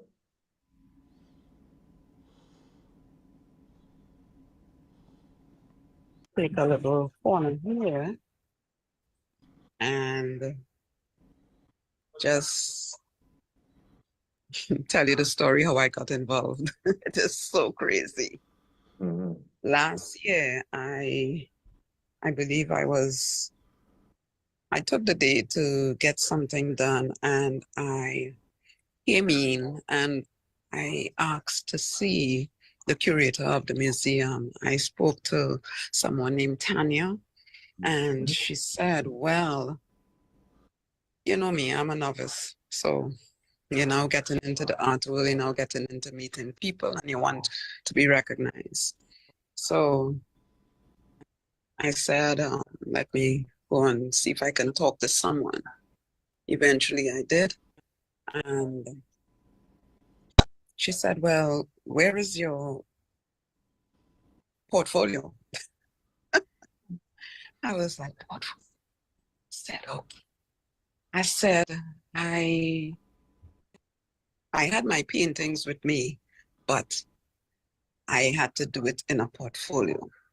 So what I did, I said, portfolio? I said, okay, I'll get it to you today. So I left the museum and I ran quick to get the stuff done. I went to printed like a place called Staples. They normally deal with printing and doing all the stuff with paper. So I went there and got everything done, got the copies, got the little jackets and everything. And then I came back and I dropped it off. You know, she said, thank you. And she said, we'll keep in touch. So I was like, okay, keep in touch. You know, when they say that, you still have to be banging on their door, as we say. So that's what I did. I kept calling. I said, listen. So that's pretty cool. And so you did your whole show, kind of show. Did you show Yeah, parts? That's good. Okay. But you were persistent. That's what you were saying. You were persistent, yeah, and you got a chance to make it happen. And then here you are. yeah, So it was a good turnout at the program. yeah. A Excellent. lot of rain that day, but it was good. That's good. That's good. Congratulations. Fantastic.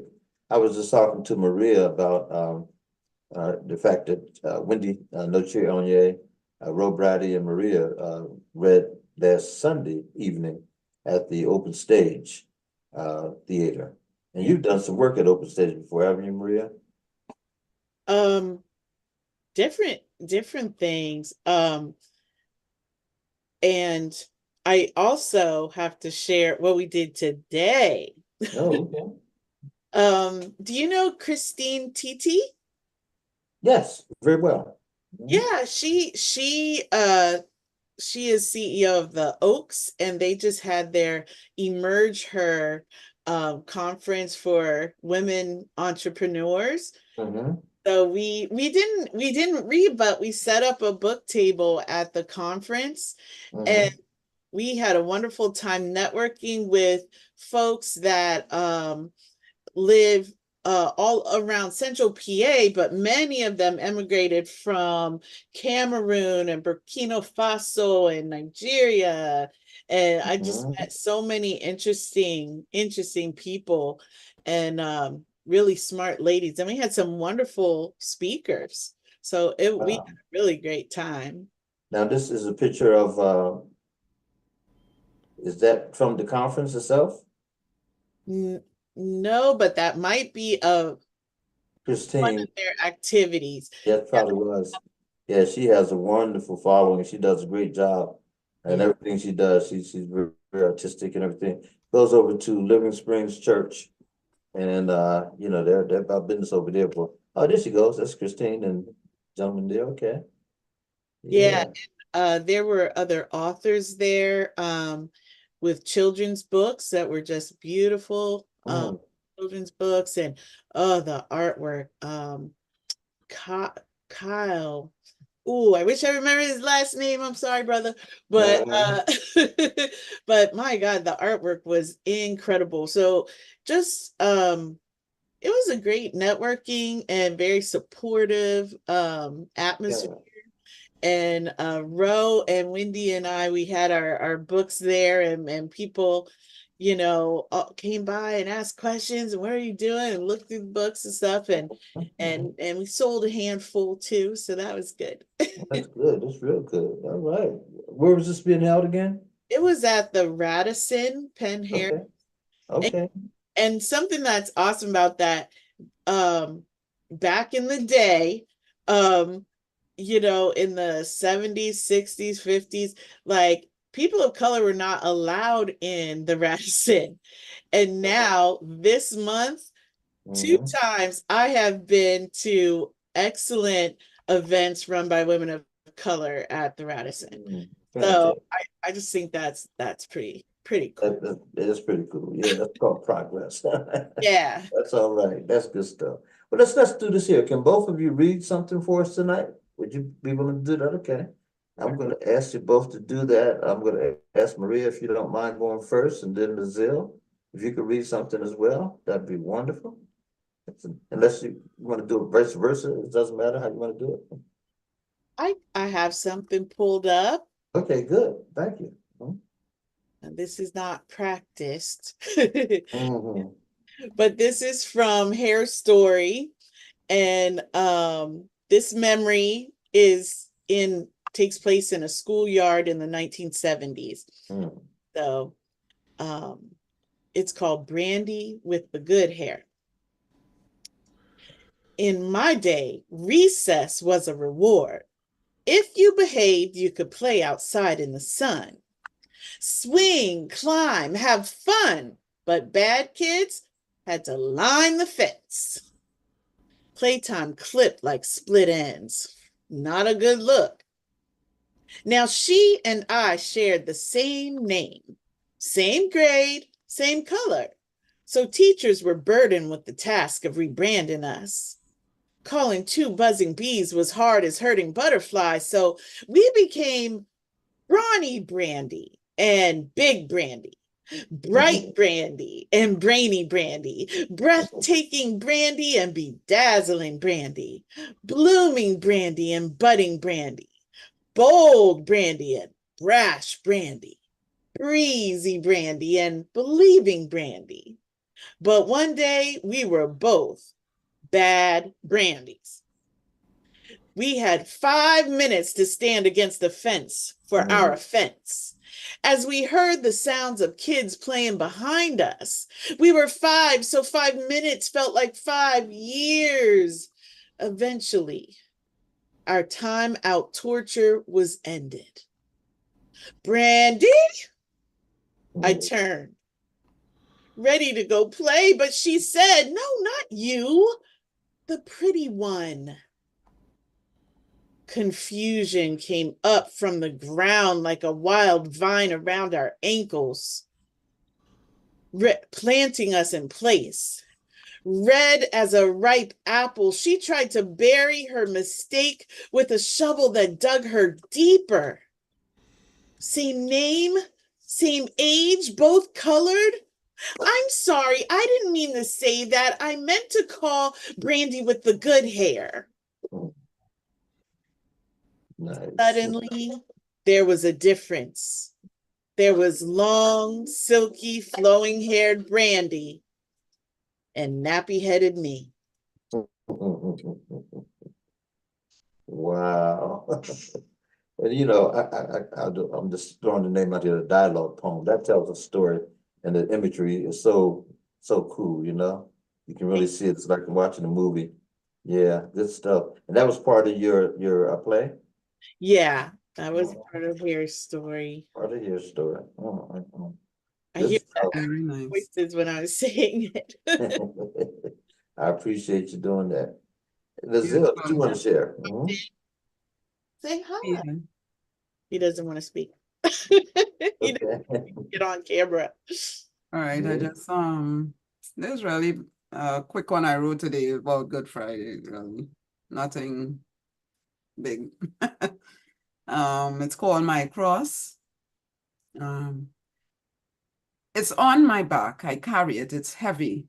It's my weight. My salvation is calling. I have to make it. Though I struggle, Lord, those pierced hands I see, the blood that flowed, it's upon me. I see your grace and mercy surrounding me. Dive in, dive in, dive in, your beauty unfolds. I am washed with the blood. I'm in. I'm covered. The communion I take is to remember you. How many times I nailed you to the cross.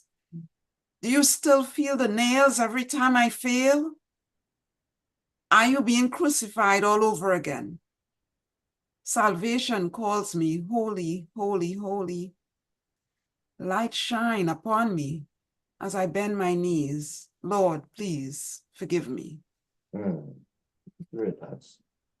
Oh, very, very good stuff. Yeah. That's one thing we definitely have to do, get back into the public readings. I know that Maria and Wendy and Laura are doing something, and we got to do that more, you know. I kind of miss those. So but both of those are very good. Thank you both. Thank you both. So let's do another one. If you have another one to read too, you know, I don't know if you have something else, Maria, you can share, and also Brazil, something else you can share. Yeah, I have. Then we'll talk a little bit. Yeah.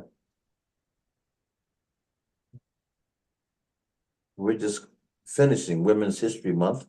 So it's fitting that we have two outstanding ladies on tonight, Maria Chow and also Brazil Powell. Thank you so for representing tonight at the Brothers Wordshop. And let's say rocking the mic, is that what they say? You know, yeah. I don't know if they still say that, but I'll say that. Bless the mic. That's what we used to say, bless the mic. Bless the mic, that's right. Bless the mic. So since we're coming to the end of Women's History Month, I'll pull up something from Reclaiming My Time. Good. Let's see. Which one? Let's see. This one's called The Introduction, and it was told to me by Gloria Heron Johnson, Gloria Johnson Heron, and she recently passed. Her daughter, Carolivia Heron, wrote the book Nappy Hair, which is a wonderful children's book. And but this poem takes place long before Rosa Parks ever refused to give up her seat on a bus. So it takes place in the 1940s in Washington, D.C. Okay, so introduction. Our parents were like shields against the heat of racism in our town. Our Black street was a dark iris, the life-giving, pollen-filled center of a white flower. Our folks were respected professionals, educators, scholars. We were allowed in places our colored classmates couldn't go. So I hadn't formally met old Jim Crow. Until that day, my friend and I tried to board a bus home. With a sweet smile, I approached a white woman sitting alone and said, "Pardon me, ma'am, but your packages have claimed the last available seats. I'd like to rest these tired feet. Would you mind? Would you mind?" Maybe her ears are weak. "Pardon me, ma'am, but your packages have claimed the last available seat. I sure would like to rest these tired feet. Would you mind? Would you mind? Would you mind, ma'am? A minor move, a slight adjustment, a little room. Would you mind? Ma'am, I think your ears are fine. I know you hear me, your steely blues staring me in my face. All I asked for was a little space. Would you mind moving your packages so I could have a seat, rest my feet, sit for a bit? Would you mind? Would you mind?" Her eyes narrowed, as did mine. This was about to get good, bad, and ugly. I slung those bags to the floor so fast the driver slammed on the brakes. She clutched her pearls in shock, and my friend's voice echoed like a drumbeat in my ears. Go, Georgie, go. Go, Georgie, go. Go, Georgie, go. Adrenaline carried us home on worn out, handed down school shoes. My friend said I could have gotten us locked up or worse. Said I shouldn't have sassed that lady. Said that's just the way it is, but she was wrong. She was wrong. That was my introduction. That's how I first met old Jim Crow. Good stuff. Good stuff. I like the would you mind? Would you mind? Yeah. That's pretty good. Thank you. Yes. Thank you so much. Excellent. So, Dazelle, would you share a piece too, please? Yeah. Okay, this one is called Unwanted Hands. I wrote this yesterday. I went into the waiting room, waiting for the train, and there it was, a pair of gloves sitting. So I just made a poem at it one time. They laid there alone on the seat, as if waiting for someone.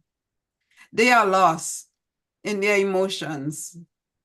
In the quiet room, they sat still, 10 towers that once was home to unloved hands. It stared at me as if begging for mercy. As the emptiness is felt, they stayed close together. Because of the warmth and friendliness, they missed the days of hugging cups of warm chocolate as the marshmallows melted in their mouth of his friend. They are left behind. It's lifeless, as if death played a part. No one will hear their cries. No one will take them home. They will just be unloved and unwanted. That's it. Okay, that's it. It's good. And I like it when you said, I'm looking for my phone. What happened there? I had my phone with me. I don't know what I did. Okay, anyhow, no problem. Very good piece though. What made you write that? You said there's two pair of gloves. That's a pair of, yeah, like somebody must have forgotten them. So, you know, what a time to forget them because it was very, very chilly. Well, what I I like about just you wrote a is you take poem on it. I like the fact you take time to see that, formulate an image in your mind, and then write about it. You know, almost every time Maria, when she comes on, she writes a poem either that day or the day before, and she shares it. That's pretty powerful stuff. Yeah, yeah. So you should have enough about 10 books at this point. Yeah, I have to get another one out. Yeah. Show Maria some of your paintings, by the way, if you have any close by. I have this one here behind me. It's more like the tropics. Okay. Yeah, very nice. That's not. And this is what I showed. I just have these 3 match. Can't figure this my phone. Tropical. Okay, I just have this. This is what I showed last week. Same ones. I haven't done recent any. Ooh. Yeah. It always looks like you see a form in there, a person at the same time. Yeah, it's a woman with her hands raised. This is one. I don't think I showed this one. Okay. Oh, wow. I see the faces. Yeah, it's more like abstract. Yeah. At least somebody bought this one. It's just to get it to her. Okay, beautiful. Okay. And these are the other.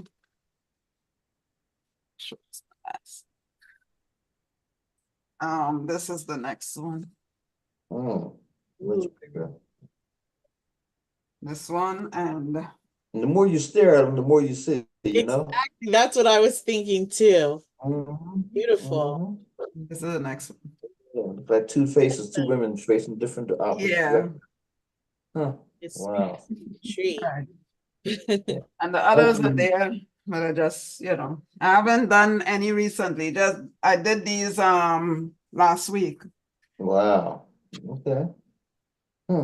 I like the way you use the theme of look like roots and branches. Yeah, Oh, that's, I yeah. don't know, it's the team with roots just in my mind, and like it's not done yet. I still have to do hands and feet with roots. I have to do something. I have to Yeah. keep doing it until, okay, the Lord said, okay, that's enough roots. Well done, dog. Well done. Good for you. Yeah. So, Maria, did you know of anything else coming up, event wise or any kind of, that April, Christine may have said something? Mhm.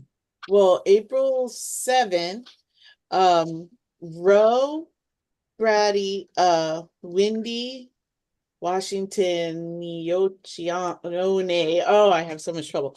No Chirione, no Chirione. Noche Onye. Mhm. So and also the other last name I'm gonna mess up, but Ashley W from from Cumberland County Commission on Women. She's a great poet, and the four of us are going to be reading poetry at Heart and Soul Books, which is on Lingostown Road. Mhm. And Heart and Soul Books is owned by a Black woman, also named Ashley Bam. Mhm.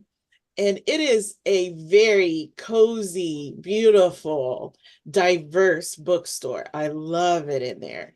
You Mhm. could get lost in there. So Mhm. so yeah, April 7th, that evening, I believe it starts at 7. We will be reading poetry. Wait, I said the wrong date. It's April 5th. I made that mistake earlier today April too. 5th. Okay. It's That's yeah, next week, right now. Okay. yeah. In fact, Pat and I went down last Saturday to Arkansas.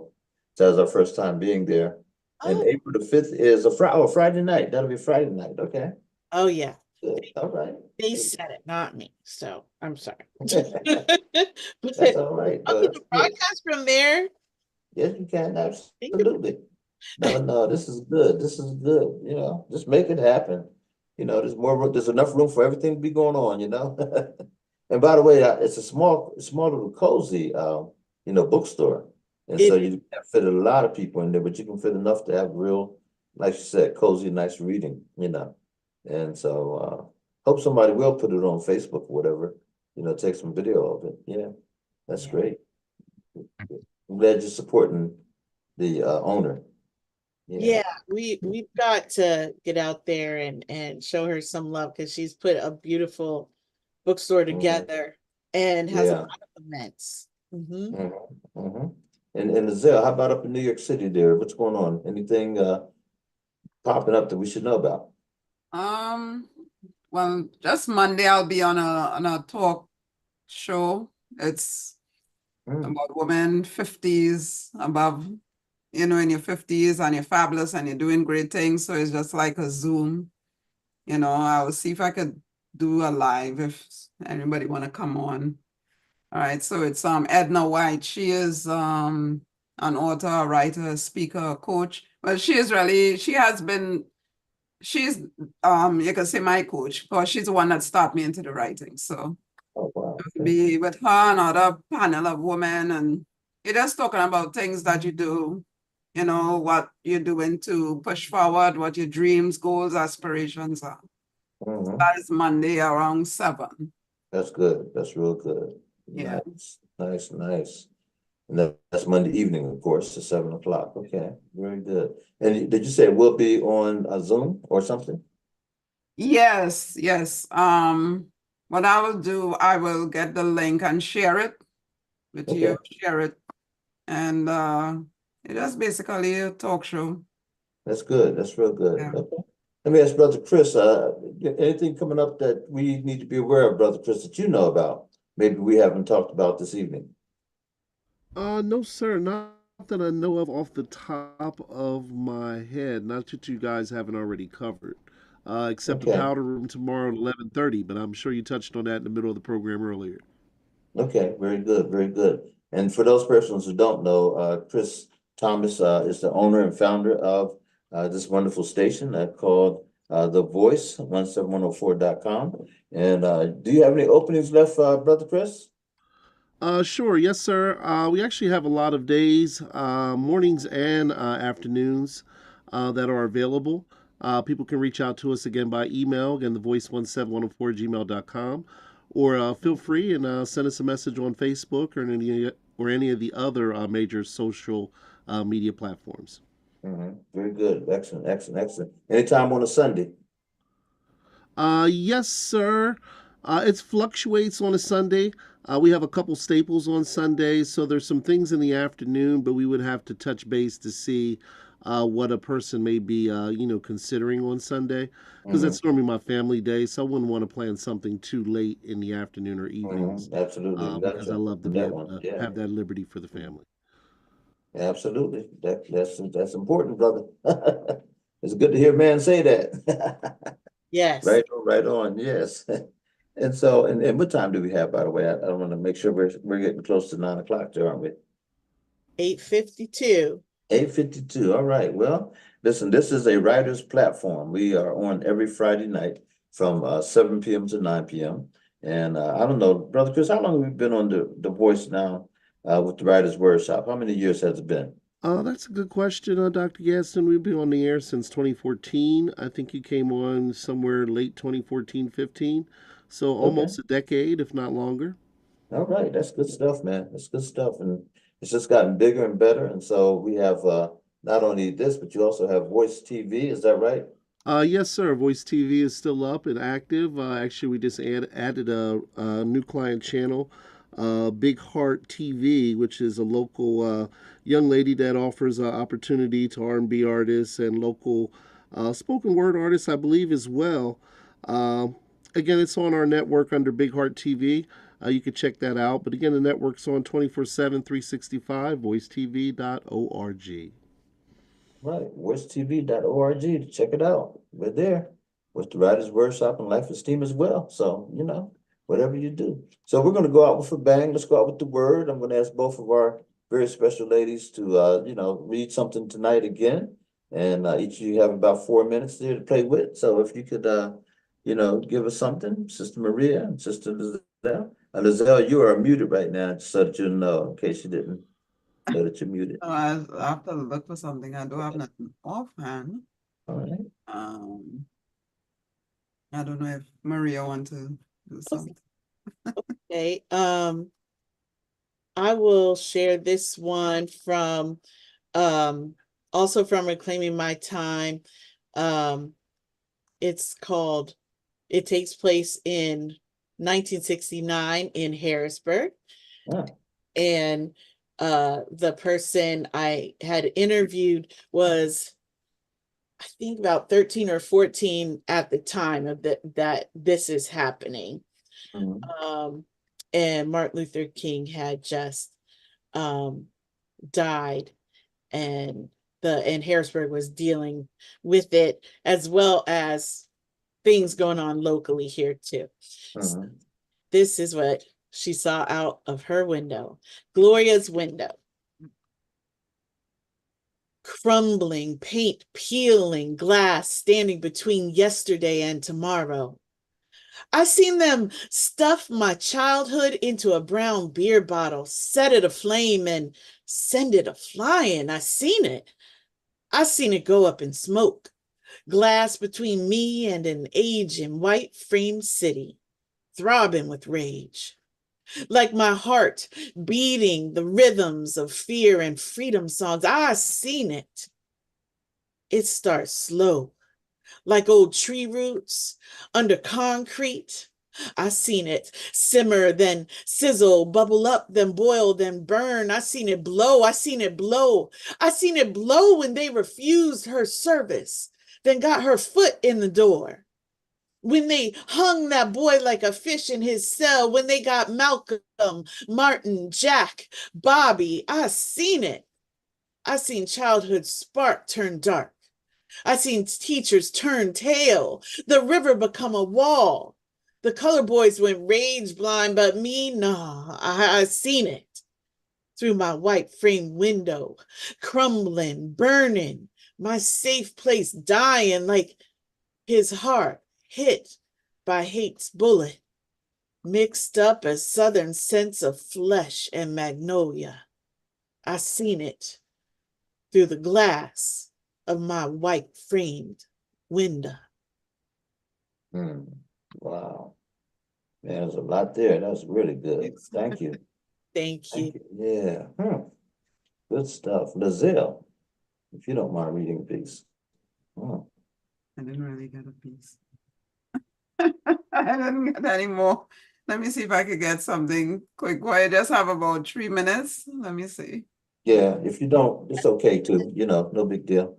I didn't really have anything lined up. Okay, don't worry about it. Don't worry about it. No, you don't need to force it. So listen, here's the thing though. Again, I'm just gonna mention the April the 20th and hope that people come out. Also, before I say April the 20th, don't forget April the 6th, I think it is. Yeah, next Saturday, we're going to be over at 900 South Arlington Avenue from 12 noon until 5 p.m. with our Easter egg hunt and all that good stuff. We're postponing it from tomorrow because of the weather and the coolness and all that. So we're going to call it Spring Fling because Easter will have come and gone, but we're going to call it Spring Fling. Same effect, we're going to have the bunny out there. We're going to have Easter eggs and everything. Just have a lot of fun. So look forward to it. It's a free event. We're going to have vendors. We're going to have, all kinds of activities for the children and for families. It's going to be a lot of fun. And I want to thank Brother James Lowes for, making the candy possible. He gave us a ton of candy. Thank you, Brother Lowes, for your organization, Youth 10 Times Better. I want to thank Nicole Wilkerson, who is just a genius when it comes down to organizing these things. She does a tremendous job and has been a real good friend to the Wordshop and Life Esteem and to many other organizations around town. Her organization is called Nicole is Making It Happen. So, check her out. And then also Sarita Henderson, who does our flyers and, gets things out there and all that. So it's just a lot of good stuff, a lot of goodwill going on all the way around. So that's next Saturday the 6th. Don't forget, April the 20th, Maria Child will be performing a workshop for us called We Wear the Mask. And it's a writer's workshop. So even if you're not a writer and you're even thinking about maybe writing, you want to come out to this workshop, all free, and you're going to have a lot of fun over at Central Penn College, starting at 3 o'clock in the afternoon, and it goes on till 5, so it's 2 hours. And then we're going to have, like I call it a repast, and then an open reading of poetry. So it's just going to be a fun day celebrating National Poetry Month, which is in April. And so that's what's going on. And, we already have Juneteenth coming up, and Father's Day programs, Mother's Day programs. A lot of stuff's going to be happening. So God bless you all. Thank you so much for coming on. I'll see you tomorrow at 11:30 right here on The Voice, 17104 Harrisburg with Lizelle Powder and the Powder Room. Action. Thank you, Maria Child, for all that you do. Appreciate you. All right, Thank you, Brother you. Chris. All right. Good night, everyone. Oh, nice picture. I like that. Nice. That's the